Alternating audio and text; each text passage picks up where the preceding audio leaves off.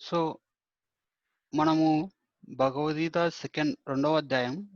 So actually ప్రభుపాదుల వారు ఈ రెండో అధ్యాయానికి ఇంగ్లీష్లో ఏం టైటిల్ చేశారంటే కంటెంట్స్ ఆఫ్ గీతా సమ్మరైజ్. అంటే ఈ సెకండ్ చాప్టర్ అనేది ఒక విధంగా చెప్పాలంటే భగవద్గీత యొక్క పూర్తి సారాంశం. అంటే it gives a total summary of Bhagavad Gita.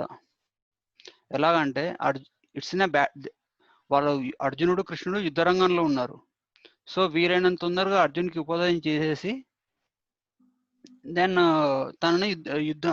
తను తన డ్యూటీ అంటే డ్యూటీ ఏమంటారు ఇంగ్లీష్లో, తన ధర్మాన్ని నిర్వర్తించేటట్లు చేయడం కృష్ణుని యొక్క ముఖ్య ఉద్దేశం.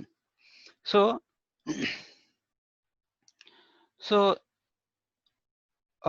బేసికల్లీ అర్జునుడు ఒక పరమాత్మ. అంటే పరమాత్మ. సో ఈ నోస్ ఎవ్రీథింగ్, సర్వజ్ఞుడు.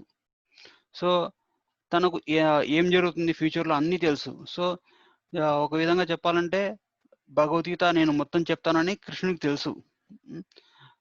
కానీ but at the same time స్టార్టింగ్లోనే మొత్తం సమరైజ్ చేసేసాడు. అంటే మొత్తం సారాంశం అంతా, భగవద్గీత యొక్క సారాంశం అంతా సెకండ్ చాప్టర్లోనే ఇచ్చేసాడు. సో అందుకే ప్రభుపాదుల వారు భగవద్గీత రెండవ అధ్యాయాన్ని కంటెంట్స్ ఆఫ్ గీతా సమ్మరైజ్ అని చెప్తారు. అంటే భగవద్గీత యొక్క సారాంశం అని. సో అందుకే ఇప్పుడు గీతామహాత్యంలో ఆది శంకరాచార్యులు రాస్తారనమాట. ఫస్ట్ 2 చాప్టర్స్ మీరు మొత్తం భగవద్గీత చదవలేకపోయినా అని, ఫస్ట్ 2 చాప్టర్స్ భగవద్గీత చదివినా అని యూ విల్ అటైన్ పర్ఫెక్షన్ అంటారు.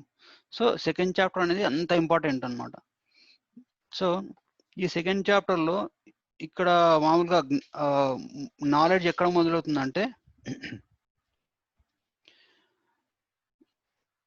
ఈ ఇప్పుడు అర్జునుడు హీస్ కన్సర్న్ అబౌట్, అంటే తన బంధువుల వల్ల తన బంధువులు చనిపోతారు, వాళ్ళు చనిపోయినా నాకు నష్టమే, నేను చనిపోయినా నాకు నష్టమే, గెలిచినా నాకు నష్టమే, ఓడిపోయినా నాకు నష్టమే. సో అన్ని విధాలుగా చూసుకుంటే ఈ యుద్ధం అన్ని విధాలుగా నష్టమే. ఇట్స్ ఏ లూజ్ సిచ్యువేషన్ అనమాట.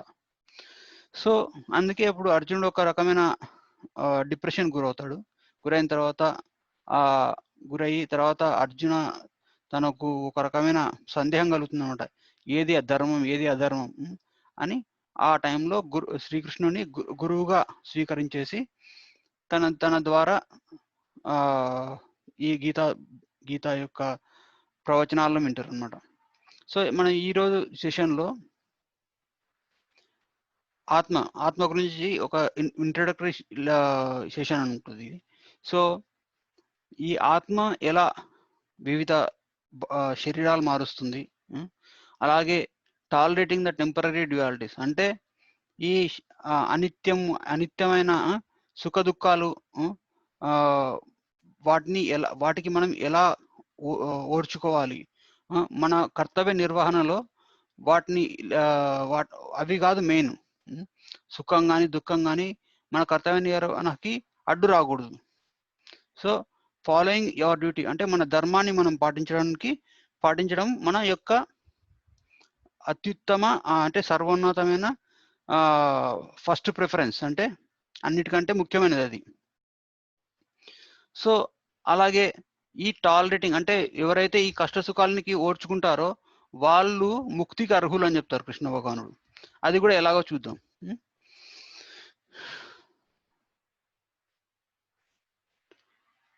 సో భగవద్గీత 2.13 13వ శ్లోకం, రెండవ అధ్యాయం 13వ శ్లోకం.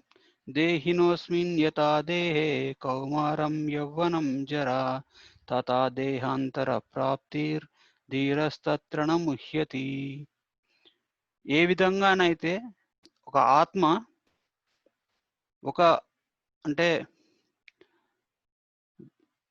కౌమారం అంటే కౌమార దశ, యవ్వన దశ, అలాగే వృద్ధాప్య దశలో శరీరాన్ని మారుస్తుందో అదేవిధంగా ఒక మరణ దశలో ఈ ఆత్మ దేహాన్నే మార్చేస్తుంది. So just like boyhood, manhood and old age, అంటే ఈ విధంగా ఆ శరీరంలో మార్పులు ఎలాగైతే జరుగుతాయో అదేవిధంగా ఒక ఆత్మకు ఒక ఈ శరీరాల యొక్క మార్పులు కూడా అంటే మొత్తం ఇప్పుడు మామూలుగా మనం పుట్టినప్పుడు చిన్న చిన్న చేతులు, అసలు చిన్న చిన్న కాళ్ళు, మనం ప్రతి ఏ పని చేయాలన్నా వేరే వాళ్ళ హెల్ప్ తీసుకొని ఆ సిచ్యువేషన్‌లో పుట్టాం. అంటే అది ఒక బేబీహుడ్ అంటే ఒక శిశుప్రాయం అన్నమాట అది. ఆ శిశుప్రాయంలో మనం చాలా అందరికి ముద్దొస్తాము. ఇంకా అందరి మీద డిపెండెంట్ అయి ఉంటాం. ఆహ్, మనకి ఏదైనా బాధలు కలిగినా గాని మనం చెప్పుకోవడానికి మనకున్న ఒకటే ఒక కమ్యూనికేషన్ ఏడవటం. అందుకే మామూలుగా ఇప్పుడు చిన్న శిశువుకి ఏదైనా జరిగితే క్యార్మని ఏడుస్తాడు. So the only thing that అంటే ఆ చిన్న శిశువుకి తెలిసింది ఒక్కటే ఏంటంటే తనకు ఏదైనా కావాల్సొస్తే ఏడవడం. సో అది ఏడ్చినప్పుడు, ఆ శిశువు ఏడ్చినప్పుడు తల్లి లేదా తండ్రి ఆర్ ఆ శిశువు యొక్క సంరక్షకుడు చూస్తారు. చూసేసిన తర్వాత ఎందుకు ఏడుస్తుంది? అంటే ఏం కష్టం వచ్చింది? సో ఆ కష్టాన్ని దూరం చేయాలి. సో అది ఒక స్టేజ్ అన్నమాట. అంటే ఆ శిశుప్రాయం ఒక మనిషి జీవితంలో ఒక భాగం. ఆ శిశు దశ నుంచి బాల్యంలోకి వస్తాం. బాల్యంలోకి వచ్చినాక కొంచెం విఘ్నత కలుగుతుంది. ఏది చేయొచ్చు, ఏది చేయకూడదు. కొన్ని ఒక ఎక్స్‌పీరియన్సెస్ అంటే అనుభవాల వల్ల నేర్చుకుంటాడు. ఎట్లా అంటే ఏదన్నా మండుతుంది. దాని దగ్గర ఏలు పెడతాడు. ఏలు పెట్టినప్పుడు కాలుతుంది. సో అప్పటి నుంచి అర్థమవుతది. ఇక్కడ దీన్ని ముట్టుకుంటే నాకు కాలుతుంది. సో అందుకని ముట్టుకోడు. సో అలా కొన్ని అనుభవాల వల్ల కొన్ని తల్లిదండ్రులు నేర్పించడం వల్ల ఒక రకమైన జ్ఞానం కలుగుతుంది. సో అందుకే ఇది అన్నమయ కోశం అన్నమాట. అంటే ఆ శిశువు చూసే ప్రతి విధాన్ని కూడా తను తినడానికి అనుకుంటాడన్నమాట. సో అందుకే ఇప్పుడు పిల్లలకి ఏదైనా చిన్న పిల్లలకి అంటే చిన్న శిశువులకి ఏదైనా ఇస్తే వెంటనే నోట్లో పెట్టేసుకుంటారు. ఏదైనా కానివ్వండి, either it's currency note are pen, pencil ఏదైనా కానివ్వండి, what they know is putting in the mouth. So దాన్ని అన్నమయ కోశం అంటే ఆ శిశువు యొక్క విఘ్నత ఎంతవరకు ఉందంటే అన్ని తినడానికి, అన్ని వస్తువులు తినడానికే ఉన్నాయి అనే స్టేజ్‌లో ఉంటాడన్నమాట. సో ఆ స్టేజ్ నుంచి then he will go to బాల్యావస్థ నుంచి కౌమారం. కౌమారం అంటే 1-12 ఏళ్ల వరకు. ఆ కౌమార దశలో ఒక రకమైన డెవలప్‌మెంట్ అవుతుంది. డెవలప్‌మెంట్ అయినప్పుడు అన్నమయ, ప్రాణమయ, విజ్ఞానమయ, ఆనందమయ. ప్రాణమయ అంటే ఏది కరెక్ట్, ఏది తప్పు, ఏది అంటే ఇప్పుడు ఈ కౌమార దశలో తను ఇందాక చెప్పినట్టు జ్ఞానాన్ని సముపార్జించుకుంటాడు. లేదా అనుభవాల వల్ల గానీ, లేకపోతే తల్లిదండ్రులు చెప్పే విషయాన్ని గ్రహించడం వల్ల గానీ, ఏది చేయాలి, ఏది చేయకూడదని ఒక రకంగా తెలుసుకుంటాడు. అది ఏంటంటే ప్రాణమయ అంటే తనను తాను రక్షించుకోవడానికి. అవన్నీ మినిమం అవసరం. లేదు ఇప్పుడు తను ఎత్తు మీద ఉన్నప్పుడు కింద పడకూడదు, అంటే కిందికి దూకకూడదు. ఏదైనా బావి అంటే వాటర్ బాడీ అంటే బావులు కానీ చెరువులు కానీ కనపడినప్పుడు దాంట్లో దుంకకూడదు అనేసి దాని దగ్గరికి వెళ్ళకూడదు. అటువంటివి అగ్ని ముట్టుకున్నప్పుడు కాలుతుంది, అది అటువంటి విషయాలు అంటే ఆ ప్రాణమయ స్టేజ్లోకి వస్తారనమాట. ప్రాణమయ స్టేజ్లోకి వచ్చినప్పుడు ఈ కౌమార స్టేజ్లో ఉన్నప్పుడు వాళ్ళ బ్రెయిన్ చాలా షార్ప్గా ఉంటుంది. సో ఆ స్టేజ్లో వాళ్ళకి ఏది నేర్పించినా బాగా నేర్చేసుకుంటారు అనమాట. సో దాని తర్వాత విజ్ఞానమయ అంటే తను నేర్చుకున్న వాటిని అనుభవంలోకి పెడతాడనమాట. సో అది ఎంతవరకు వస్తుంది? శిశు అవస్థ నుంచి బాల్యావస్థ నుంచి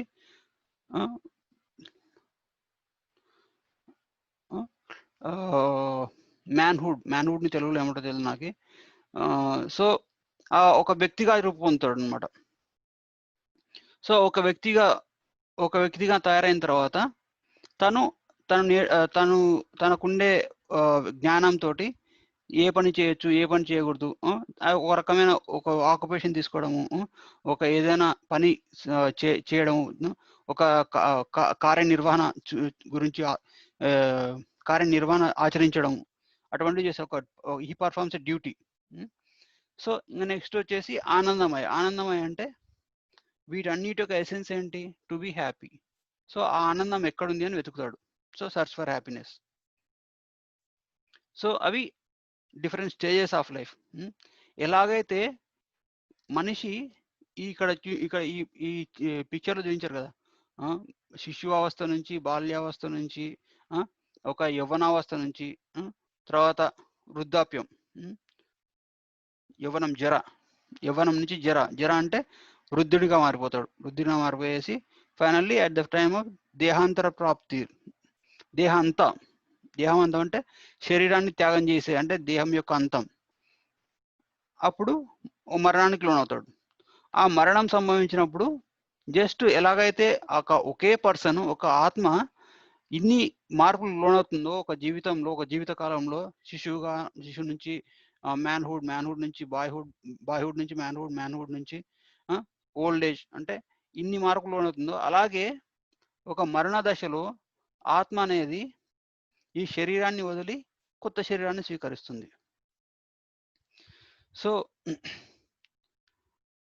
అది చెప్పిన తర్వాత తథా దేహాంతర ప్రాప్తి ధీరస్తత్ర న ముహ్యతి, అంటే the wise are not bewildered by this, అంటే ద సోబర్ పర్సన్స్, ధీరులు ఇటువంటి చేంజెస్, ఇటువంటి మార్పులను చూసి భయపడరు, లేదా చింతించరు, వాటికి చింతించరు అని కృష్ణుడు చెప్తున్నారు.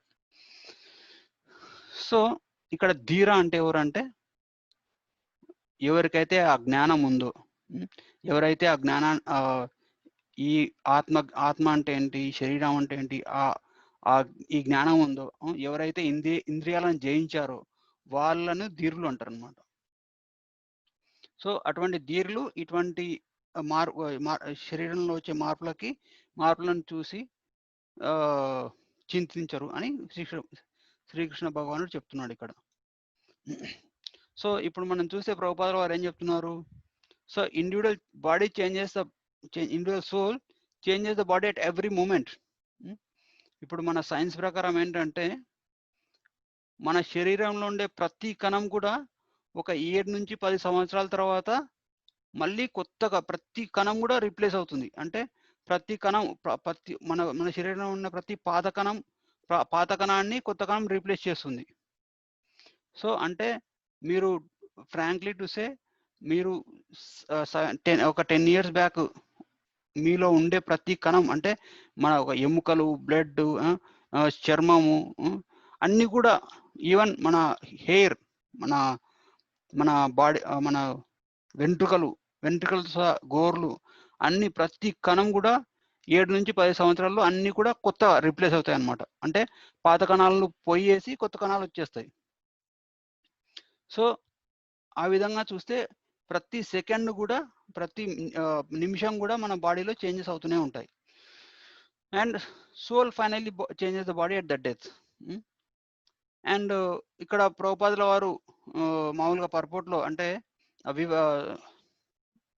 వివరణలో ఏం చెప్తారంటే, మాయవాద ఫిలాసఫీ అని ఒక ఉందన్నమాట. మాయవాదులు అంటే ఏంటంటే వాళ్ళు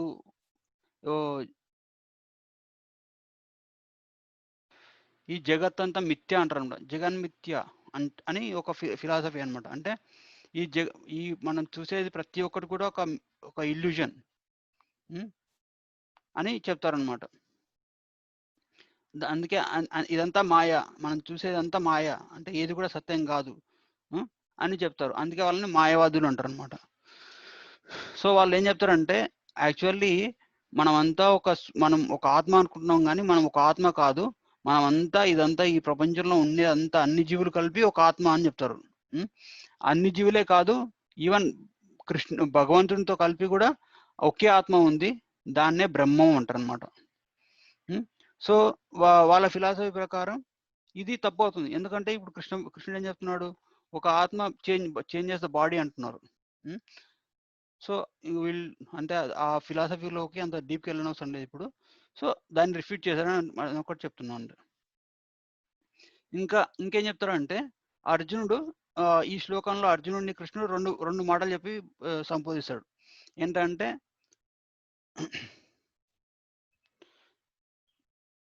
దేహినోస్మిన్ యథా దేహే కౌమారం యౌవనం జర తథా దేహాంతర ధీరస్తత్ర నముహ్యతి.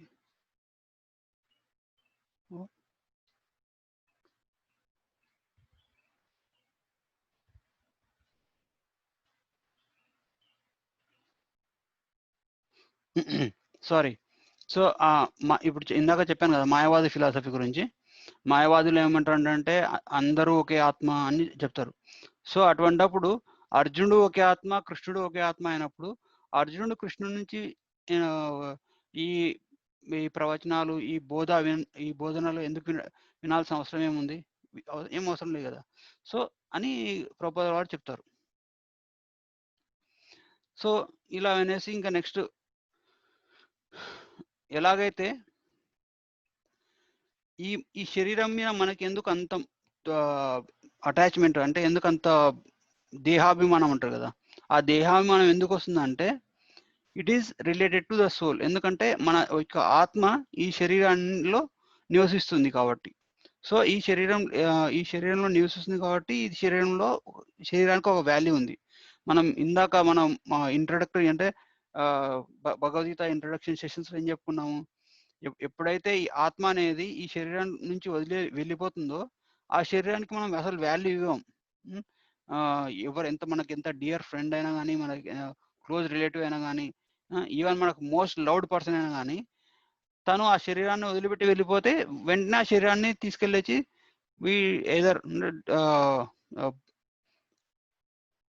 దానం చేస్తాం, లేదా మాలో వేరే కొంచెమంది పూడ్చిపెడతారు, కానీ ఇంట్లో పెట్టుకోరు.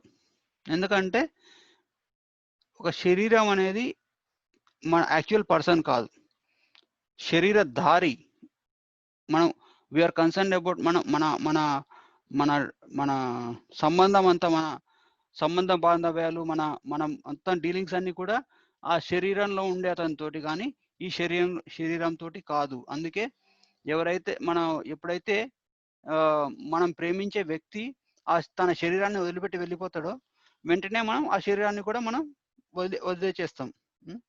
సో అలాగే what ever is related to this body, ఈ శరీరానికి రిలేషన్ గా ఉండే వాళ్ళంతా, ఒక మన పిల్లలు కానీ, లేదు బ్రదర్స్, ఇంకా వేరే బంధువర్గం కానీ, వాళ్ళంతా కూడా becomes the object of affection. ఇంకా ఈవెన్ మన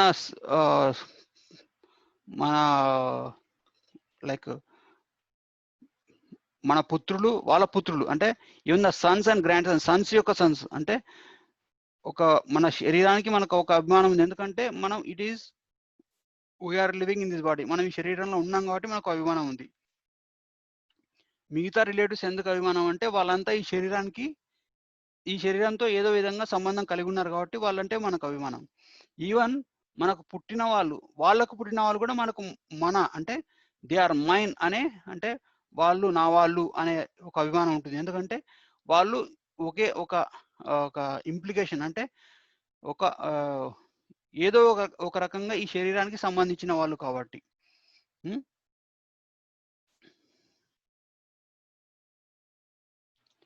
సో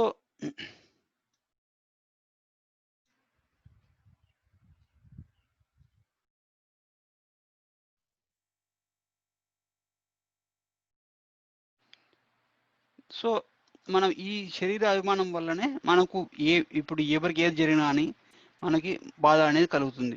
ఎలాగైతే అర్జున అంటే అర్జునుడు తన గురువులు, తన తండ్రులు, తాతలు, మనవలు, వాళ్ళ గురించి ఎలాగైతే ఆలోచిస్తున్నాడో అలాగే మనం కూడా ప్రతి ఒక్కరి గురించి ఆలోచిస్తాం. సో సో మామూలుగా ఇప్పుడు ఆచార్యులు ఏం చెప్తారంటే, ఇప్పుడు ఒక శరీరం ఒక దశ నుంచి ఇంకో దశకు వెళ్తున్నప్పుడు తను ఉండే పాత దశ, అంటే తను ఉండే ప్రీవియస్ స్టేజ్, అంటే ఒక శిశుతత్వం, కౌమారం నుంచి యవ్వనంలోకి వెళ్తుంది. Then nobody will lament. అంటే ఎవరు కూడా దాన్ని చింతించరు. అంటే అయ్యో! నేను చిన్నగా ఉన్నప్పుడు పెద్దగా అయిపోయాను అనేసి ఎవరు కూడా చింతించరు. ఇంకా దే విల్ రిజాయిస్. అయ్యో! నాకు ఇప్పుడు మనం చాలా సార్లు మనకు ఒక రకమైన అనుభవం ఉంటుంది. చిన్నప్పుడు మనకుండే లిమిటేషన్స్ ఆ! ఏదైనా డబ్బులు సంపాదించుకోలేం మనం. We depend on parents. మనకేదైనా కొనాలనుకుంటే మనం ఏమంటాం?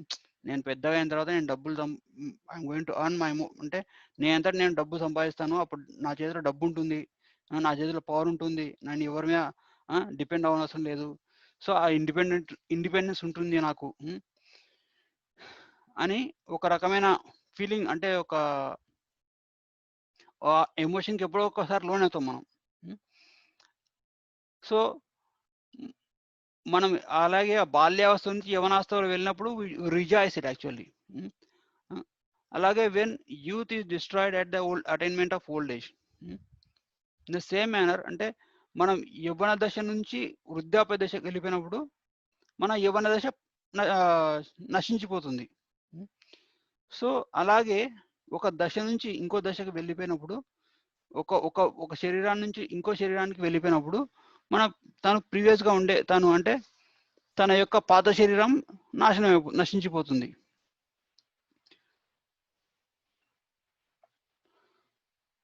సో, ఇప్పుడు మనం ఒక క్వెషన్ అడగొచ్చు. ఇప్పుడు మామూలుగా కౌమార దశ అంటే ఒక బాలుడి నుంచి యవ్వనవంతుడిగా మారినప్పుడు there is a point that we can అంటే మనం ఆనందించడానికి ఒక కారణం అంటూ ఉంటుంది. కానీ ఆహ్, ఎక్కడెళ్ళిపోయింది పాయింటు?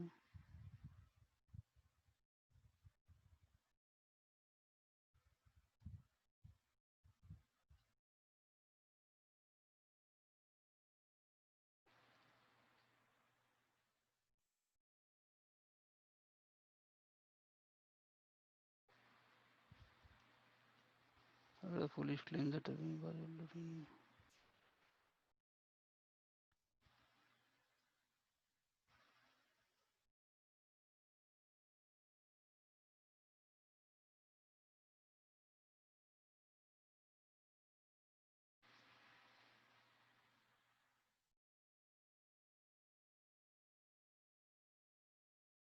సో, మనం ఇందాక ఏం చెప్పుకున్నామంటే, మనకి ఈ శరీరం మీద ఎందుకు అభిమానం అంటే, because it is related to our soul. So, అలాగే ఏ చేంజెస్ అయినా గానీ ఆహ్, మనము కౌమార దశ నుంచి యవ్వన దశలోకి వెళ్ళినప్పుడు ఏ విధంగా చింతించామో, అలాగే ఆ యవ్వన దశ నుంచి వృద్ధాప్య దశలో వృద్ధాప్యానికి వెళ్ళినప్పుడు చింతిస్తాం. సో, అలాగే వృద్ధాప్యం నుంచి మరో శరీరంలోకి ఆ! ఆహ్, అంటే ఇక్కడ పాయింట్ ఏంటంటే, తను చిన్నగా అంటే మామూలుగా ఒక బాలుడుగా ఉన్నప్పుడు తనకంత శక్తి ఉండదు. ఆ బాల్యావస్థ నుంచి యవ్వనావస్థలోకి వెళ్ళినప్పుడు ఒక రకమైన జాయ్‌ఫుల్ ఉంటుంది. ఎందుకంటే తన శరీరంలో కొత్త శక్తొస్తుంది, కొత్త ఉత్సాహం వస్తుంది. తన ఇంద్రియాలు, తన బలం అంతా పెరుగుతుంది కాబట్టి. హ్మ్. అలాగే ఒక వృద్ధాప్యంలో ఉన్న మనిషి ఆ వృద్ ఆహ్, ఆహ్, ఆ వృద్ అంటే ఆ ముసలితనంతో ఉన్న శరీరాన్ని వదిలేసేసి కొత్త శరీరాన్ని స్వీకరిస్తున్నప్పుడు then he is going to get అంటే తనకు ఒక రకమైన శక్తితో కూడిన శరీరం అంటే ఇంకా ఒక రకమైన బలం, ఇంకా రకమైన మంచి కొత్త ఇంద్రియాలు, అన్ని రకాలుగా బలవంతమైన శరీరం వస్తుంది. హ్మ్. సో, అటువంటి స్థితిలో అంటే మనం ఎలాగైతే కౌమారం నుంచి యవ్వనం వెళ్ళినప్పుడు వీల్ రిజాయిస్ అంటే మనం బాగా ఆనందిస్తాం. అలాగే ఒక ఒక శరీరాన్ని వదిలి ఇంకో శరీరాన్ని తీసుకుంటున్నాడంటే we have to rejoice in the same way. Hmm. అలా సో, అందుకే ఇప్పుడు కృష్ణ భగవానుడు అర్జున్‌కి చెప్తున్నాడు. ఇప్పుడు భీష్ముడు ఎంత ముసలివాడైపోయాడు. ద్రోణుడు కూడా వృద్ధాప్యంలో ఉన్నాడు. సో, యూ షుడ్ రిజాయిస్ ఎందుకంటే వాళ్ళకి కొత్త శరీరాలొస్తున్నాయి. లేకపోతే వాళ్ళు ఇలాగే ముసలిగా ఏం వాళ్ళ పనులు వాళ్ళు చేసుకోలేకుండా ఎన్నో కష్టాలు పడతారు కదా! ఆ వృద్ధాప్యం అనేది ఇట్స్ ఏ మిజరీ. అంటే old age is a misery. So, death in one sense is a boon. హ్మ్. ద ఆహ్, ఆహ్, ఆ మరణ దశ వల్లనే మనకి కొత్త శరీరం వస్తుంది.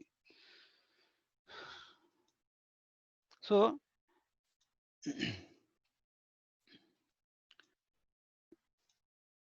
ఇది ఇది కృష్ణ భగవానుడు చెప్తాడనమాట. చెప్పిన తర్వాత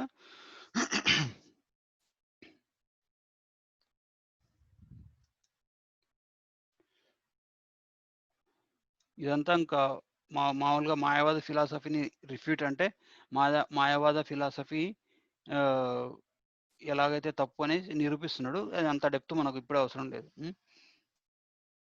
తర్వాత నెక్స్ట్ సెషన్‌కెళ్తారనమాట. సో, మామూలుగా అర్జునుడు వాళ్ళని నా వాళ్ళతో పోరాడినప్పుడు వాళ్ళు చనిపోతారు. వాళ్ళు చనిపోయినప్పుడు వాళ్ళు దానివల్ల వచ్చే బాధ కంటే నేను భిక్షాటన చేస్తూ బతకడం మేలు అంటాడు గదా! అప్పుడు అంటూ ఏమంటాడంటే, నా నా నోరు ఎండిపోతుంది. నా ఇంద్రియాలేం అంటే my senses are drying up. Hmm. నా నా ఏంటి నా కళ్ళు ఇంద్రియాలేం పనిచేయట్లేదు అని చెప్తాడనమాట. సో, అంటే అటువంటి క్లిష్టమైన పరిస్థితి మన జీవితంలో ఎప్పుడో ఒకసారి వస్తుంటుంది. సో, దానికి కృష్ణుడు ఏం చెప్తాడంటే ఈ శ్లోకంలో చెప్తాడు. మాత్రా స్పర్శస్తు కౌంతేయ శీతోష్ణ సుఖ దుఃఖద ఆగమాపాయినో నిత్యస్ తాం తితిక్ష స్వభారత. అంటే the experience of some objects give sense of cold and hot.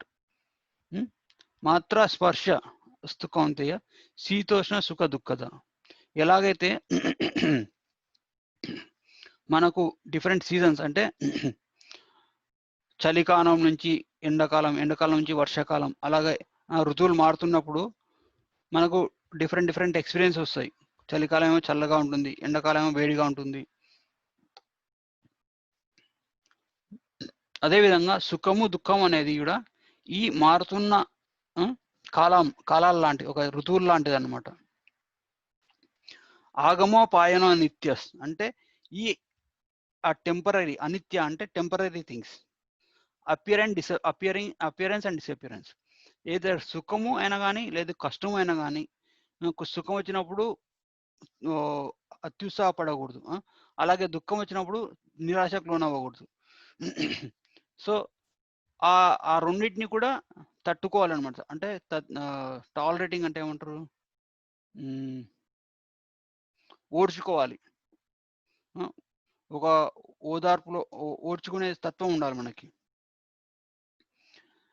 కొంచెం క్లిష్టమైన పరిస్థితులు వస్తే బాగా డిప్రెషన్‌కి లోనైపోతారు. డిప్రెషన్‌కి లోనైపోయేసి వాళ్ళు చేయాల్సిన పనులు వదిలేస్తారు. వాళ్ళ ధర్మాలు ఉంటాయి కొన్ని. As a son he has to do, అంటే ఒక పుత్రునిగా, ఒక ఫాదర్‌గా, అంటే తను ఏదైనా ఉద్యోగం చేస్తుంటే తను తన ఉద్యోగ ధర్మం నిర్వర్తించాలి. అటువంటి ధర్మాల పట్ల ఒక రకమైన వైరాగ్య స్థితి పొందుతారనమాట. సో, అటువంటి ధర్మాల్లో మనము ఈ సుఖాలకి, దుఃఖాలకు అంటే మరి ఎక్కువగా ప్రభావితమైనప్పుడు వాటి ప్రభావం వల్ల మనం చేసే పనులను వాటి ప్రభావం మన ధర్మం అంటే మన కర్తవ్య నిర్వహణ మీద పడుతుంది. సో, అలా పడకుండా ఉండాలి ఎప్పుడైనా కానీ. ఎలాగైతే proper discharge of discharging of duty అంటే ఇప్పుడు మామూలుగా బ్రాహ్మణులకి ఒక రకమైన డ్యూటీ ఉంటుంది. ఎందుకంటే వాళ్ళు దైవాన్ని పూజిస్తారు.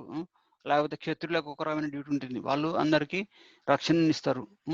వైశ్యులకు ఒక రకమైన డ్యూటీ ఉంది. ఎందుకంటే వాళ్ళు అందరికీ కూడా అందరూ కూడా సుఖంగా, అంటే అందరూ కూడా అందరికీ సేవ చేయడానికి వాళ్ళు బిజినెస్ లాంటిది కానీ లేకపోతే వ్యవసాయం లాంటిది అటువంటివి చేస్తారు. సో వాళ్ళ వల్లనే ఈ అందరికి ఈ ఫుడ్ అంటే ఈ తిండి అనేది దొరుకుతుందనమాట. తిండి కానీ లేదు సెన్స్ ఎంజాయ్మెంట్ కానీ అటువంటిది దొరుకుతుంది. సో శూద్రులు అంటే వాళ్ళు కూడా ఒక రకమైన ఒక రకంగా అన్ని విధాలుగా ఈ సమాజం పట్ల తమ బాధ్యత ఉంటుంది. సో ఆ బాధ్యతను నిర్వర్తిస్తూనే ప్రతి జీవికి ఇంకో ధర్మం అంటూ ఉంటుంది. అదేంటంటే తను ప్రతి జీవికి యొక్క పరమధర్మం ఏంటంటే తను భగవంతుని యొక్క పట్ల విధేయత కలిగి ఉండాలి. భగవంతుని యందు భక్తి ఉండాలి. తను చేసే భక్తి మార్గంలో చేసే సేవ దాన్ని కూడా చాలా సీరియస్‌గా తీసుకోవాలి. సో సో అలాగే ఇప్పుడు మనం ఇప్పుడు ప్రభుపాదుల వారు చెప్తారు, Vedic early in the morning the winter season, అంటే చలికాలంలో పొద్దున్నే స్నానం చేయాల్సి ఉంటుంది. అదొక రకమైన క్లిష్టమైంది. అలాగే ఎండాకాలంలో మామూలుగా ఇండియాలో అయితే మామూలుగా కట్టెలు పెట్టి వండుతారు కదా, ఫైర్‌వుడ్. సో ఫైర్‌వుడ్ పెట్టి వండుతారు. ఆ ఎండాకాలంలో బయట వేడిగా ఉంటుంది, మళ్ళీ లోపలగా వేడిగా ఉంటుంది. అలాగనేసి మనం వంట చేయడం మానేయం. అలాగే మన డ్యూటీస్ అంటే మన కర్తవ్య నిర్వహణ కూడా ఏ రకమైన ఒడిదుడుకులు ఈ సుఖము, దుఃఖము అనేది వస్తుంటుంది, పోతుంటుంది. ఎలాగైతే చలికాలం, ఎండాకాలం వస్తుంటాయి, పోతుంటాయో మనం వాటికి ఎలాగైతే మనం చలికాలం, ఎండాకాలంకి ఇప్పుడు ఇక్కడ మిషిగన్‌లో అయితే తీవ్రమైన చలి -20, -30లోకి వెళ్ళిపోతుంది. మనం ఏం చేస్తున్నాం? మన పనులు ఏం ఆపట్లేదు కదా! మనం జాబులు చేస్తున్నాము. మనం చేసే భక్తి మార్గంలో మనం చేసే సేవ చేస్తున్నాము. సో అలాగే ఎలాగైతే మనం వాతావరణంలో వచ్చే మార్పులని ఓర్చుకొని మన కర్తవ్య నిర్వహణ చేస్తున్నాము. అలాగే మన జీవితంలో వచ్చే మార్పులు ఏదర్ సుఖం కానీ, దుఃఖం కానీ, వాటికి కూడా మనం ఒక రకమైన ఓర్చుకొనేసి మన కర్తవ్య నిర్వహణ కొనసాగించాలి. ఈ ఓర్చుకోవడం వల్ల మనకు ఒక రకమైన బలం చేకూరుతుంది. అంటే ఒక రకమైన లైక్ మహారాజ్ చెప్తారు, when we tolerate a provoking situation, that situations make you more stronger. ఎప్పుడైతే మనకి ప్రొవోకింగ్ అంటే ఏంటంటే మనకి మనల్ని బలహీనపరిచే క్షణాలను మనం ఎప్పుడైతే భరిస్తూ మన కర్తవ్య నిర్వహణ నిర్వర్తిస్తాము, ఆ వాటి వల్ల, ఆ అనుభవాల వల్ల మనం మరింత దృఢంగా తయారవుతాం. అంటే విల్ బికమ్ మోర్ స్ట్రాంగర్. ఒక మానసికంగా కానీ, శారీరకంగా కానీ ఒక రకమైన శక్తి మనకు వస్తుంది. సో ఈ శ్లోకంలో కృష్ణుడు ఏం చెప్తున్నాడంటే, ఒక అర్జునుని, కౌంతేయ అండ్ భారతాన్ని 2 విధాలుగా సంబోధిస్తున్నాడు. మాత్ర స్పర్శిస్తూ కౌంతేయ శీతోష్ణ సుఖ దుఃఖద ఆగమోపాయనో నిత్యస్ తాం తితిక్ష స్వభారత. సో దీనికి ప్రభుపాదులు ఏం చెప్తారంటే, ఇప్పుడు మామూలుగా with great position comes great responsibility అంటారు కదా. అంటే మనకు ఒక రకమైన ఒక ఉన్నతమైన పదవి వచ్చిందంటే ఆ పదవి ఆ బాధ్యతతో పాటు, ఆ పదవితో పాటు ఉన్నతమైన బాధ్యతలు కూడా వస్తాయి. సో అలాగే ఈ అర్జునుడు ఈజ్ కౌంతేయ అంటే కుంతిపుత్రుడు. కుంతి ఈజ్ అంటే రాజమాత, అంటే తను ఒక రాజకుటుంబం నుంచి వచ్చింది. అంటే మదర్ సైడ్ నుంచి తను ఒక రాజకుటుంబం నుంచి వచ్చారు. భారత అంటే భరత వంశం నుంచి అర్జునుడు, అంటే వాళ్ళ అర్జున్ యొక్క తండ్రి భరత వంశం నుంచి వచ్చారు. అంటే తన తల్లి సైడ్ నుంచి, తండ్రి సైడ్ నుంచి కూడా ఉత్తమమైన వంశాల నుంచి వచ్చారు. సో ఉత్తమమైన వంశాలకు వచ్చిన వాళ్ళకి ఎట్లా అంటే వాళ్ళకు ఒక రెస్పాన్సిబిలిటీ ఉంటుంది అనమాట. ఎట్టి పరిస్థితుల్లో కూడా ధర్మానికి విఘ్నత కలగకుండా ప్రవర్తించాలి అనేది. సో కృష్ణుడు ఒక రకంగా ఇండైరెక్ట్ గా ఇండికేట్ చేస్తున్నారు అనమాట. ఒకసారి ఆలోచించు, మీ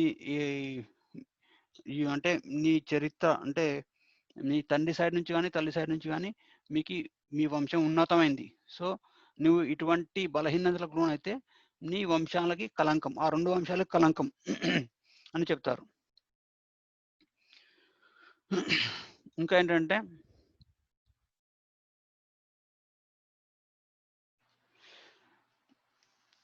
ఇప్పుడు భీష్ముడు, ద్రోణుడు గురించి అర్జునుడు విచారిస్తున్నాడు కదా.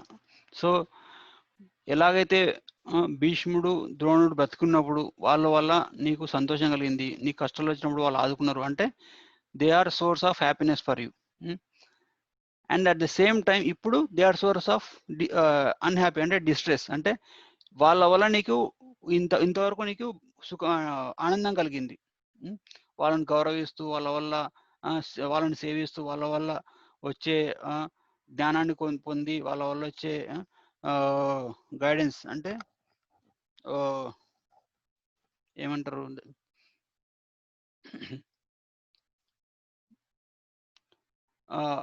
వాళ్ళ వల్ల కలిగే ప్రయోజనాల వల్ల నీకు ఆనందం కలిగింది. సో ఇప్పుడు వాళ్ళు లేకుండా పోవడం వల్ల నీకు దుఃఖం కలుగుతుంది. సో ఓన్లీ అంటే ఇప్పుడు ఈ విషయంలో నువ్వేం చేయాలంటే ఒక ఒక దీన్ని ఓర్చుకునే తత్వం అలవర్చుకోవాలి. తితిక్ష. సో ఎలాగైతే కోల్డ్ వాటర్ మామూలుగా చల్లనీళ్ళు బాగా వేడిగా ఉండే వేసవి కాలంలో చల్లనీళ్ళు సుఖాన్ని ఇస్తాయి. అదే చల్లనీళ్ళు చలికాలంలో బాధనిస్తాయి. సో ఈ ప్రపంచంలో ప్రతిదీ కూడా రిలేటివ్ అంటే ఏది కూడా అబ్సల్యూట్ ఇన్ నేచర్. రిలేటివ్ అంటే ప్రతిదీ సమయానికి సందర్భానికి తన యొక్క పొజిషన్ మారుతుంది. అబ్సల్యూట్ అంటే దానికి ఏ విధమైన ఏ కండిషన్లో అయినా కానీ తన యొక్క స్థితి కానీ తను ప్రవర్తించే విధానం కానీ మారదు. సో కానీ ఈ ప్రపంచంలో ప్రతి విషయం కూడా రిలేటివ్.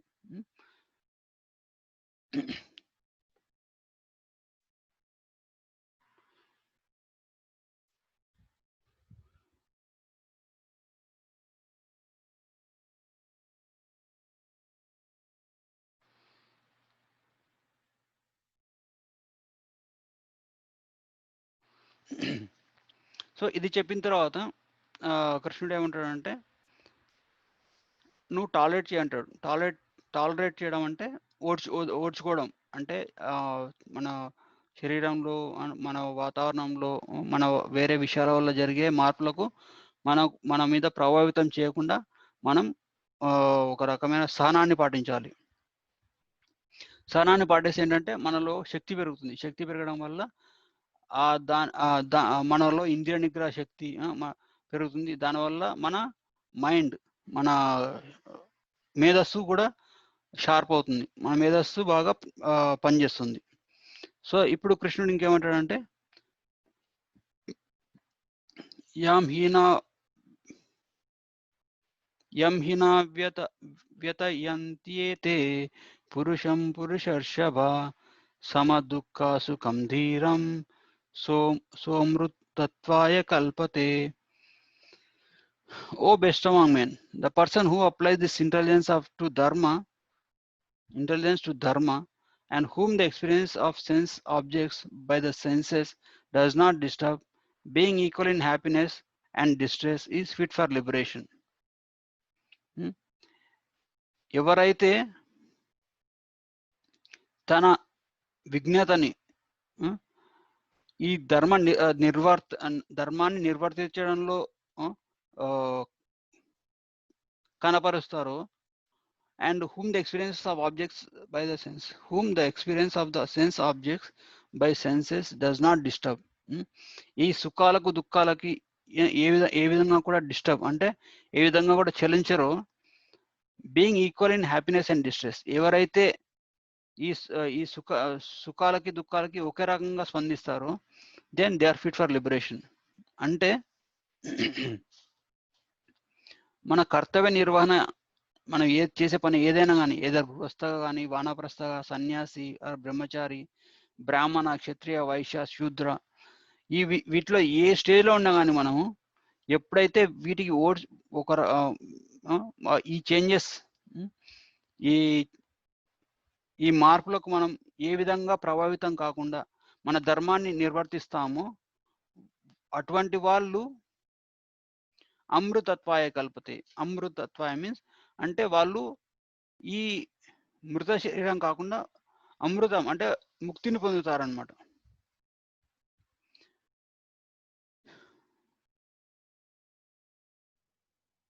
సో అది ఎలా అంటే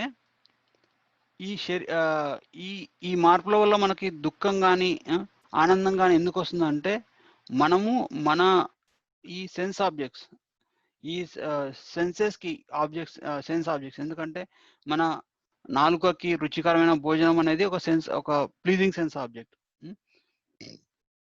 సారీ, ఇంకా మన చర్మానికి స్పర్శ అనేది, మంచి స్పర్శ అనేది ఒక రకమైన సెన్స్ ఆబ్జెక్ట్. అంటే అలా మన సుఖాలకి, దుఃఖాలకి గాని ఏ విధమైన మార్పులకు కానీ మనము సో ఇన్‌ఫ్లుయెన్స్ కాకుండా మనము కంట్రోల్ చేసుకునే ఎబిలిటీ మనకుంటే వాటి వల్ల ఏ పెయిన్‌స్టేకింగ్ సిట్యుయేషన్ గాని లేదా ప్లీజింగ్ సిట్యుయేషన్ గాని మనము వాటికి మనము ఓర్చుకొని మనము మన కర్తవ్య నిర్వహణ చేసే ఎబిలిటీ మనకు ఉంటే దానివల్ల మన మేధాశక్తి పెరుగుతుంది. ఆ మేధాశక్తి పెరగడం వల్ల మనకి ఒక రకమైన అంటే మనం ధర్మం వైపు నిలవడం వల్ల మనలో జ్ఞానం అనేది ఉద్భవిస్తుంది. ఆ జ్ఞానం అనేది వన్స్ ఒక మనిషికి ఆ జ్ఞానం అనేది వచ్చిందంటే తనకు ఏది చేయాలి, ఏది చేయకూడదు అనే విజ్ఞత కలుగుతుంది. ఆ విజ్ఞత వల్ల తను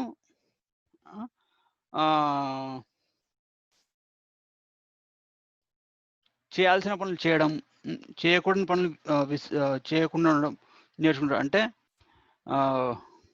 ఎలా అంటే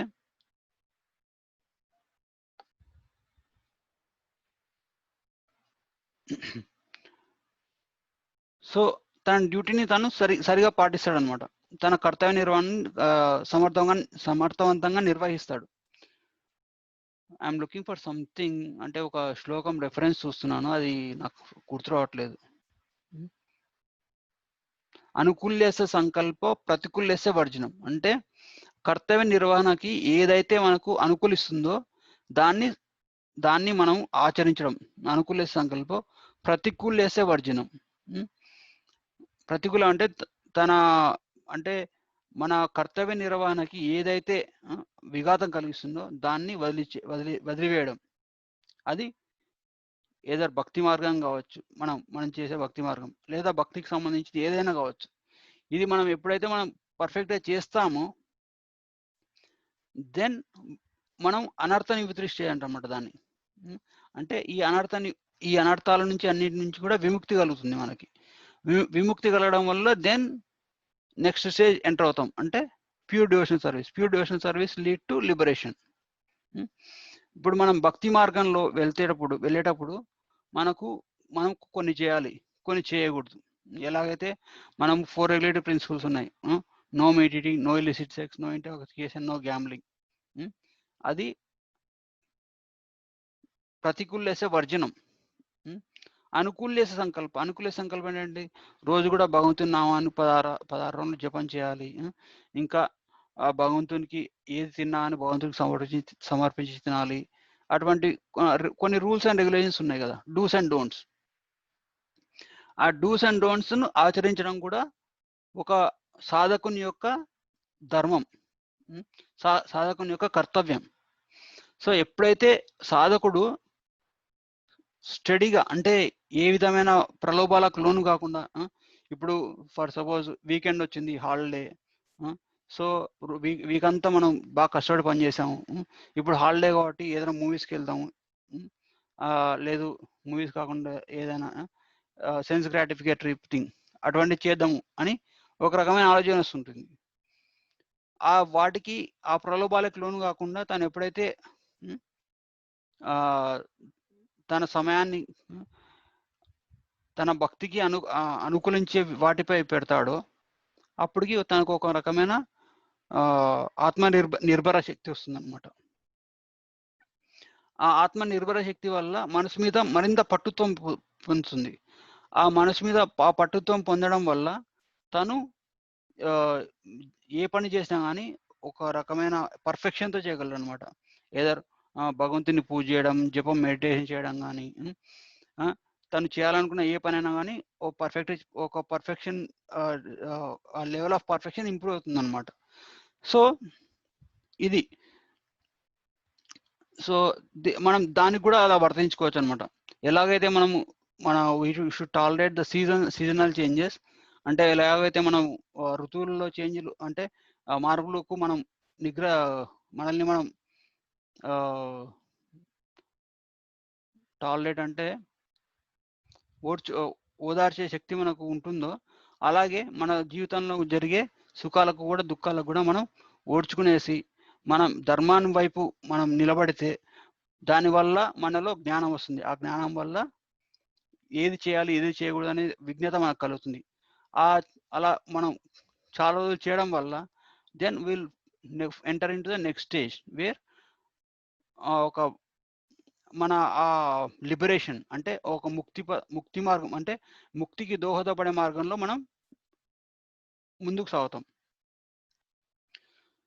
సో ఇది ఈరోజు సెషన్. దీంట్లో ఏమైనా క్వశ్చన్స్ కానీ కామెంట్స్ కానీ ఉంటే మనం ఇక్కడ డిస్కస్ చేయొచ్చు. ఇప్పుడు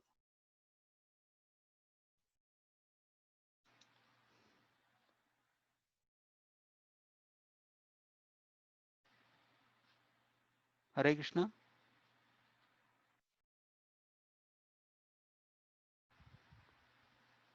హరి బోల్.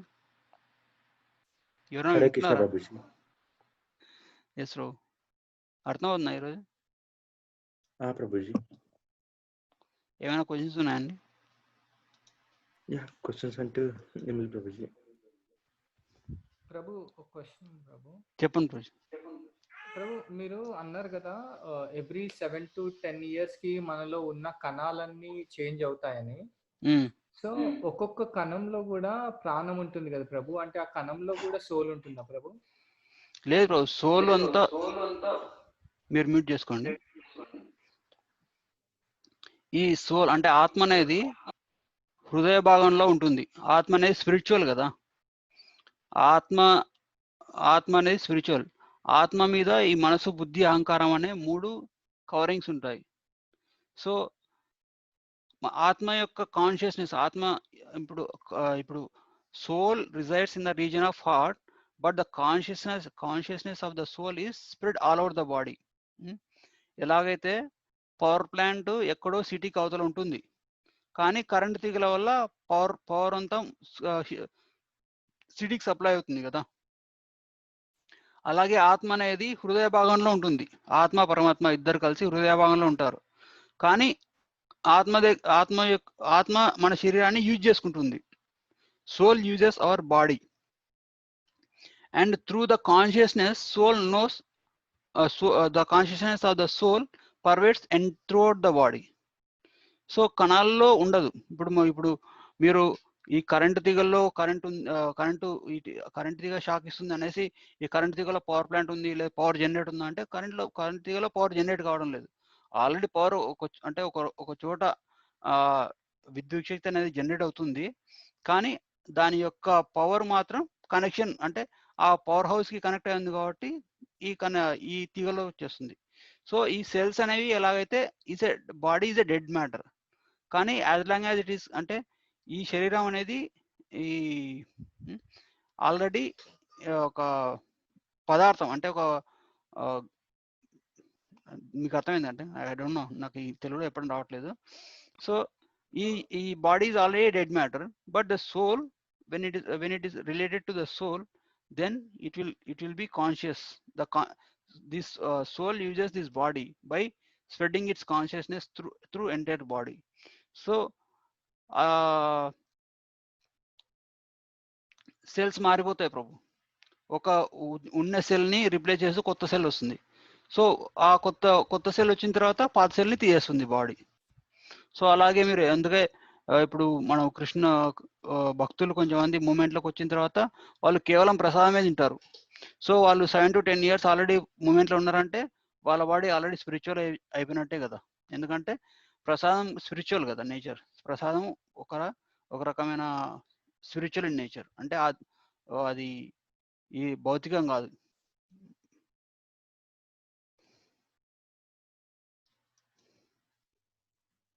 మీకు అర్థమైందా? ఎస్ ప్రభు, అర్థమైంది ప్రభు. అంటే ఎవ్రీ లివింగ్ ఎంటిటీలో సోల్ ఉంటది అని అంటారు కదా. సో మన సెల్స్ కూడా ఒక్కొక్క సెల్ కూడా ఒక్కొక్క లివింగ్ ఎంటిటీ కదా ప్రభు, అందుకని అట్లా అడిగాను. ఒక్కొక్క సోల్ ఒక లివింగ్ ఎంటిటీ కాదు ప్రభు. Soul cells they are not living entities. Cells లో ఒక రకంగా చెప్పాలంటే మన శరీరంలో చాలా లివింగ్ ఎంటిటీస్ ఉన్నాయి, కాకపోతే ఆ సెల్స్ అన్నిటిని మన సోల్ యూజ్ చేసుకుంటుంది అంతే.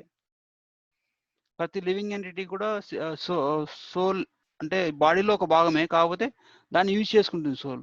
ఈ సోల్ అంటే ఇప్పుడు చూస్తే మీరు ఆలోచించండి.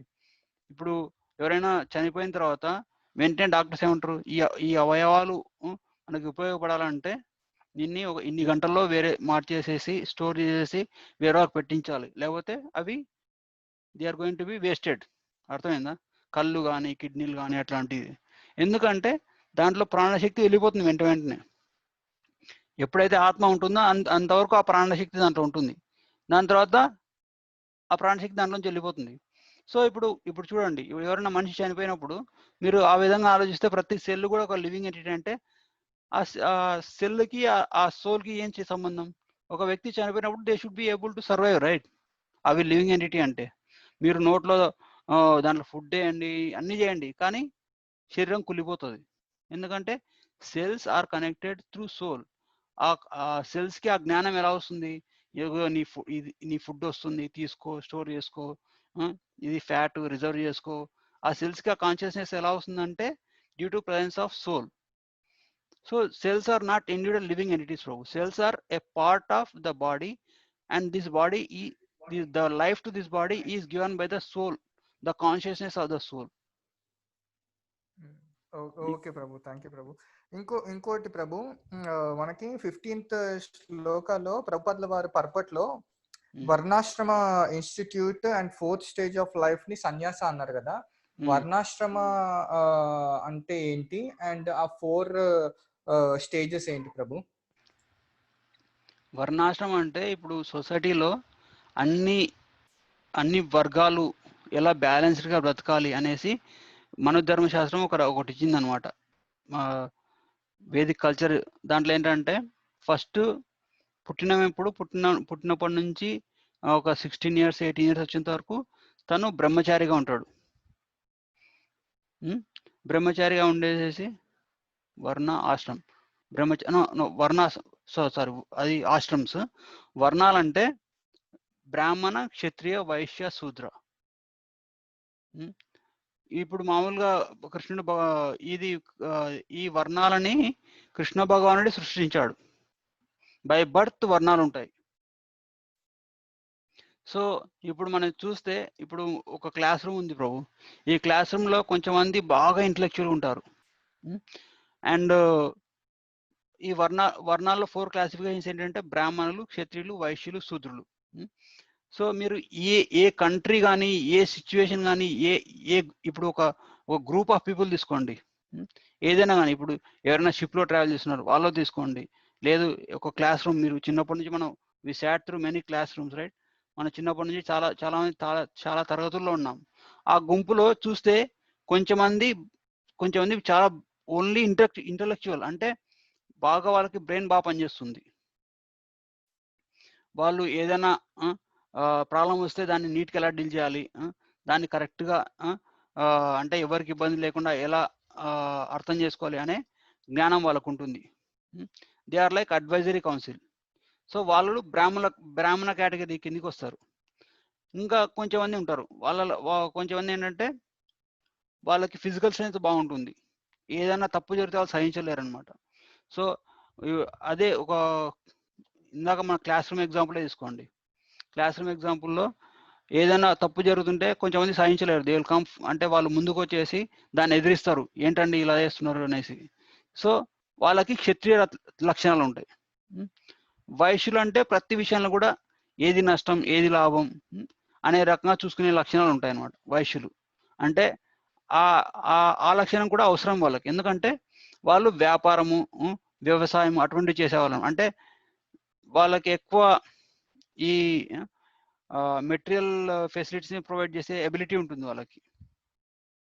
ఇప్పుడు మన టెంపుల్ చూసుకోండి, కొంచెం మంది బాగా సర్వ్ చేయగలరు, కొంచెం మంది బాగా మేనేజ్ చేయగలరు, కొంచెం మంది బాగా లెక్చర్ ఇవ్వగలరు, అలా అనమాట. ఇంకా కొంచెం మంది శూద్రులు అంటే వాళ్ళు దే డోంట్ హ్యావ్ అంటే అంత ఇంటెలిజెన్స్ వాళ్ళకు ఉండదు. ఇంటెలిజెన్స్ లేకుండా వాళ్ళు ఎప్పుడు కూడా ఏ పనైనా అప్పచెప్తే వాళ్ళు వేరే వాళ్ళ డైరెక్షన్స్ ఫాలో అవ్వడమే తప్ప వాళ్ళకి స్వతహాగా వాళ్ళంతా వాళ్ళు ఆలోచించే కెపాసిటీ ఉండదన్నమాట. ఎప్పుడైనా ఎవరైనా అడుగుతారు కానీ వేరే వాళ్ళు ఎవరైనా ఇలా చేయి అని చెప్తే అలా చేస్తారు. So they are dependent on above 3 classes. So బ్రాహ్మణులు, క్షత్రియులు, వైశ్యులు, శూద్రులు. ఇది వర్ణాలు. ఆశ్రమాలు అంటే బ్రహ్మచర్య, గృహస్థ, వానప్రస్థ, సన్యాస.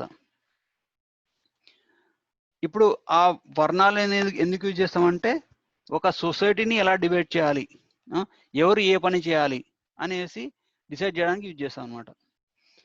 సో బ్రాహ్మణులు దైవ కార్యాలు లేకపోతే బోధించడము, అంటే టీచింగ్ అటువంటివి చేస్తారు. క్షత్రియులు ఏం చేస్తారంటే మిలిటరీ, అంటే వెళ్ళి ప్రొటెక్షన్ చేస్తారు, బార్డర్ కానీ పోలీస్ కానీ మిలిటరీ కానీ అటువంటి పనులు చేస్తారు.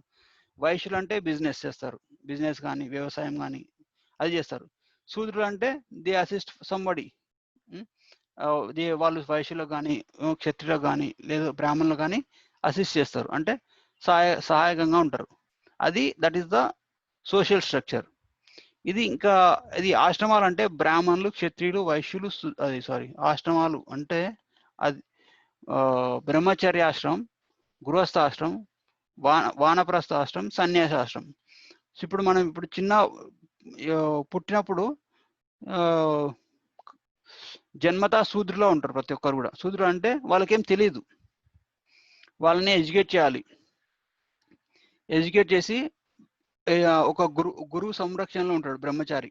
గురువు సంరక్షణలో ఉండేసి గురువు దగ్గర ఉండేసి గురువు నుంచి నేర్చుకుంటూ గురువుకు సహాయపడుతూ ఏది ధర్మం ఏది అధర్మం అన్ని నేర్చుకుంటాడు. అది బ్రహ్మచర్య ఆశ్రమం. బ్రహ్మచర్య ఆశ్రమం అయిపోయిన తర్వాత దెన్ హీ ఎంటర్స్ ఇంటూ గృహస్థాశ్రమం. గృహస్థాశ్రమం అంటే ఏంటంటే is the supporting pillar for all the 3 ashrams. గృహస్థ అంటే తను డబ్బు సంపాదిస్తాడు, ఫ్యామిలీని మెయింటైన్ చేస్తాడు, తనకు భార్య పిల్లలతో పాటు ఉంటాడు. సో తను బ్రహ్మచారులుగా ఉండే తన పిల్లలకి చదువు చెప్పించడానికి గురువు దగ్గర పంపించేసి ఆ గురువుకు సపోర్ట్ ఇస్తాడు. అలాగే వానప్రస్థ తన ఓల్డ్ అంటే తన ఏజ్డ్ పేరెంట్స్ అంటే వృద్ధాప్యంలోకి వచ్చిన వాళ్ళ తల్లిదండ్రులను చూసుకుంటాడు. ఇంకా సన్యాసులు అంటే ఎవరైనా సాధువులు వాళ్ళకి సపోర్ట్ ఇస్తాడు, డొనేషన్ ఇవ్వడం కానీ లేదు వాళ్ళకి ఇంటికి వచ్చి పిలిచి ఆహ్వానించి వాళ్ళ నుంచి వినడం కానీ అటువంటి సపోర్ట్ ఇస్తాడు వాళ్ళకి అందరికి. సో గృహస్థాశ్రమం మీద supporting pillar for all other ఆశ్రమం.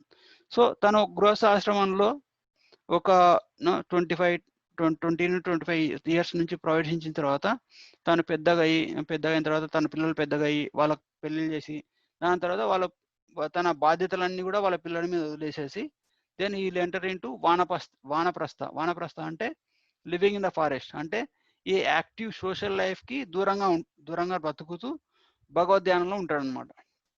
దాన్ని వానప్రస్థ స్టేజ్ అంటారు. ఆ వానప్రస్థ స్టేజ్ లో he will engage in hearing more chanting. తను ఈ వానప్రస్థ స్టేజ్ లో తను తన భార్యతో పాటే ఉంటాడు. సో ఆఫ్టర్ కొన్ని రోజుల తర్వాత తను దాన్ని కూడా దాటేసేసి సన్యాసం తీసుకుంటాడు. సో తన భార్యను తన పిల్లల దగ్గర పెట్టేసేసి then he will go for wandering, అంటే తను ఊరూరా తిరుగుతూ భగవంతుని గురించి చెప్తూ ప్రచారం చేస్తూ అది సన్యాసం తీసుకుంటాడు అనమాట. సో ఇది బ్రహ్మచారి, గృహస్థ, వానప్రస్థ, సన్యాసం అనేది 4 ఆశ్రమాలు అనమాట. మీకు ఈ క్వశ్చన్ ఏంటి? ఇంతే కదా? ఎస్ ప్రభు ఇదే ప్రభు. Yeah 4 stages. So 4th stage తీసుకుంటే అదే చెప్పారు, సన్యాస తీసుకుంటే ఎట్లయితే సన్యాసి తీసుకుంటే తను వైఫ్ తో పాటు ఉండకుండా వైఫ్ పిల్లల్ని కూడా దూరం పెట్టేసి, ఎందుకంటే వైఫ్ అండ్ కిడ్స్ ఉంటే తనకి మెంటల్ అటాచ్మెంట్ బాగుంటుంది కదా వాళ్ళకి. సో తను ఆ మెంటల్ అటాచ్మెంట్ కూడా దూరం పెట్టేసేసి then will go for totally into Krishna consciousness. Yes ప్రభు అర్థమైంది ప్రభు. సో సన్యాసి స్టేజ్ లో ఉన్నప్పుడు ఏంటంటే మనకి ఎట్లాంటి రిలేషన్షిప్స్ ఉండవు కాబట్టి ఎట్లాంటి రెస్పాన్సిబిలిటీస్ ఉండవు. So we can totally concentrate on Krishna.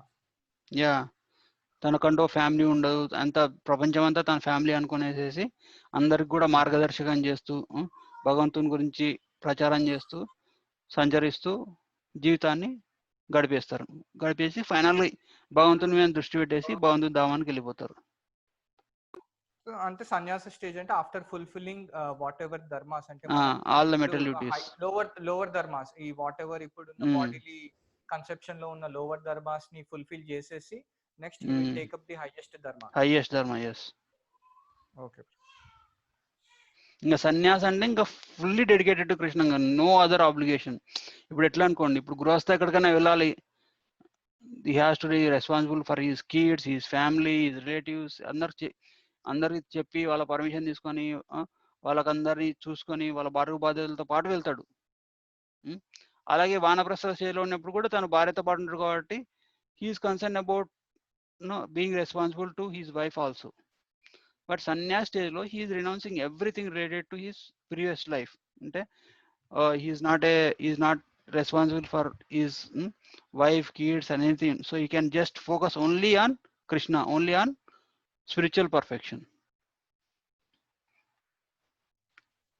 So that way we are very honored Prabhu, ఎందుకంటే మీరు ఇవన్నీ రినౌన్స్ చేసి మీరు ఓన్లీ కృష్ణనే తలుచుకుంటూ ఇవన్నీ. నేను సన్యాసి కాదు ప్రభు, నేను బ్రహ్మచారి. బ్రహ్మచారి కాంతి నేను అంటుంది, మీరు మెటీరియల్లీ రినౌన్స్ చేశారు కదా ప్రభు అన్ని. లేదు, I'm trying అంతే. It's not, I didn't renounce yet, I'm trying to become a devotee. ఇంకేమైనా క్వశ్చన్స్ ఉన్నాయి ప్రభు?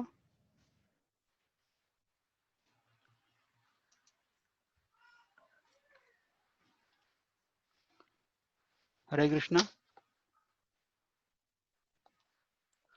ప్రభు కృష్ణుడు ఓర్పుగా ఉండమని అన్నారు కదా ప్రభు, అంటే ఆ ఓర్పు మనకి విత్ నాలెడ్జ్ వస్తుంది కదా ప్రభు? అంటే లేదు, ఎందుకంటే మామూలుగా ఆచార్యులు ఏం చెప్తున్నారంటే, when you tolerate that situation, then you will get knowledge will develop within you. అది ఒక రకంగా అది కూడా చెప్పొచ్చండి. ఇప్పుడు ఎలాగైతే ఏది శాశ్వతం ఏది అశాశ్వతం అని తెలిస్తే మనము ఓర్పు వహించడం చాలా ఈజీ అవుతుంది మనకి. Will be able to tolerate more effectively.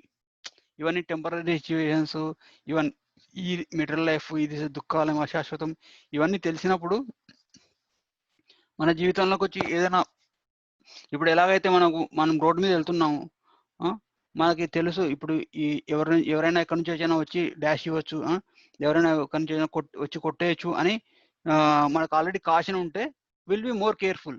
ఒకవేళ జరిగిన కానీ మనం డిసప్పాయింట్ అయ్యాము. అలా కాదు, then we are walking freely in your home and suddenly somebody comes in and punches you, that is unexpected. అది ఒక రకమైన షాక్ ఉంటుంది అనమాట.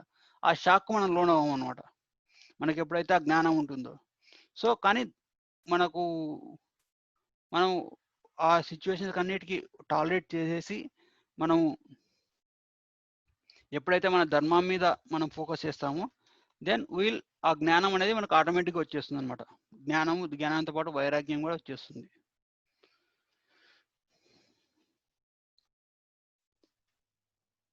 అర్థమైందా? యా ప్రభు. ఈ 3 శ్లోకాస్ యాక్చువల్లీ చాలా ఎట్లా అంటే నాకు ఇంకా తేజస్వి లైఫ్ లో చేంజింగ్ శ్లోకాస్ ప్రభు, ఈ 3 శ్లోకాస్. ఎందుకంటే ఈ 3 శ్లోకాస్ వల్లనే భగవద్గీతని సీరియస్ గా తీసుకోవడం స్టార్ట్ చేశాం ప్రభు. మీరు ఫస్ట్ విన్న శ్లోకాస్ ఇవే కదా? యా ప్రభు, ఈ 3 శ్లోకాస్ మొత్తం యాక్చువల్లీ మెటీరియల్ లైఫ్ ఏదైతే మేము జీవిస్తుండేనో అది టోటల్లీ ఎట్లా అంటే టోటలీ అని చెప్పలేను, కానీ అట్లీస్ట్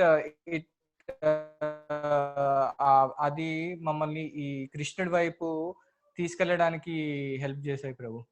దట్స్ నైస్. అట్లీస్ట్ ఆ కృష్ణుడి వైపు మా డైరెక్షన్, అంటే అట్లీస్ట్ మా థాట్స్ అటువైపు వెళ్ళడానికి ట్రై చేసిన 3 శ్లోకాస్ ప్రభు. సో చాలా చాలా డీప్ మీనింగ్ అండ్ చాలా ఎఫెక్టివ్ ఉంటది. ఎట్లయితే